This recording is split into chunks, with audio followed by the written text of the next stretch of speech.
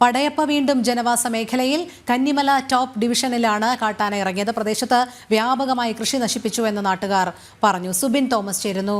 സുബിൻ, വീണ്ടും പടയപ്പ ജനവാസ മേഖലയിലേക്ക് ഇറങ്ങിയിരിക്കുന്നു. വലിയ രീതിയിൽ കൃഷിനാശവും വരുത്തിയിരിക്കുന്നു. വിവരങ്ങൾ.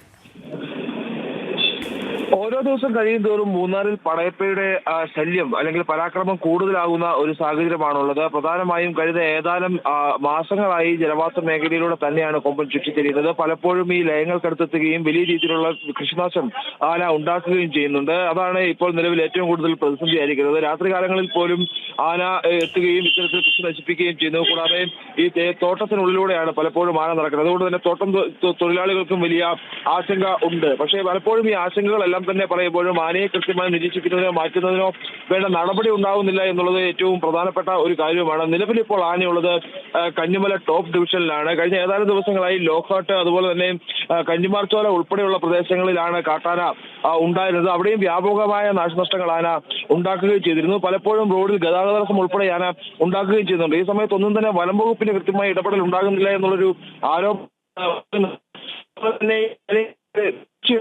നിരീക്ഷണം നടത്തി ജനവാസ മേഖലയിലേക്ക് അടക്കാതിരിക്കാനുള്ള നടപടി അടിയന്തരമായി സ്വീകരിക്കണം എന്നുള്ള അവരുടെ കാലാകാലങ്ങളായുള്ള ആവശ്യം അവർ വീണ്ടും ആവർത്തിക്കുകയാണ് ഇപ്പോൾ. സുബിൻ, ഇപ്പോൾ പടയപ്പയുടെ ആക്രമണം ഇങ്ങനെ നിരന്തരം ഉണ്ടാകുന്നുണ്ട് ജനവാസ മേഖലയിൽ. അതുകൊണ്ട് തന്നെ ജനങ്ങളുടെ പ്രതിഷേധവും ഉണ്ടാകുന്നുണ്ട്. ഇപ്പോൾ ജനങ്ങളുടെ ആവശ്യം പ്രധാനമായും എന്താണ്? ഇതിനൊരു ശാശ്വത പരിഹാരം കാണണം എന്ന് പറയുമ്പോൾ പടയപ്പയെ ആ മേഖലയിൽ നിന്നേ നീക്കം ചെയ്യണം എന്നുള്ളൊരാവശ്യം കൂടി അവർ ഉന്നയിക്കുന്നുണ്ടോ? അവർ വർഷങ്ങളായി ഈ ആവശ്യം മുമ്പോട്ട് വയ്ക്കുന്നതാണ്. പടയപ്പയെ ഒന്നെങ്കിൽ പിടികൂടി അവിടുന്ന് മാറ്റുക, ഇല്ലെങ്കിൽ ഉൾവലത്തിലേക്ക് തുരത്തുക എന്നുള്ള രണ്ട് കാര്യങ്ങൾ അവർ പ്രധാനമായും പ്രദേശവാസികൾ അല്ലെങ്കിൽ ജനങ്ങൾ മുമ്പോട്ട് വച്ചിരുന്നു. ഒന്നെങ്കിൽ ആനയെ പിടികൂടി മാറ്റുക, ഇല്ലെന്നുണ്ടെങ്കിൽ പ്രദേശത്തെ ഉൾവലത്തിലേക്ക് തുരത്തുക എന്നുള്ളതായിരുന്നു ആവശ്യം.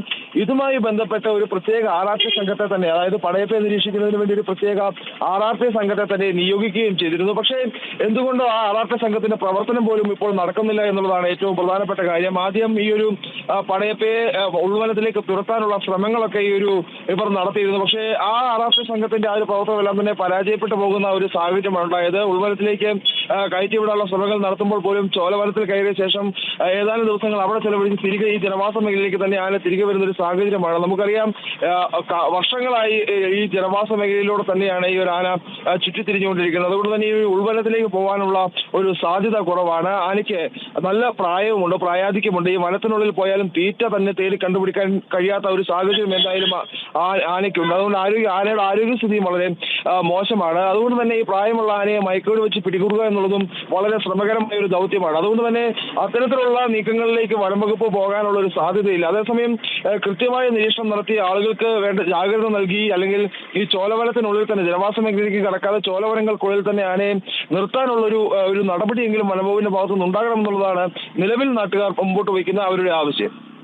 ശരി സുബിൻ, പടയപ്പ വീണ്ടും ജനവാസ മേഖലയിലേക്ക് വലിയ രീതിയിലുള്ള കൃഷിനാശവും വരുത്തിയിട്ടുണ്ട്. സുബിൻ തോമസ് ആണ് വിവരങ്ങൾ നൽകിയത്.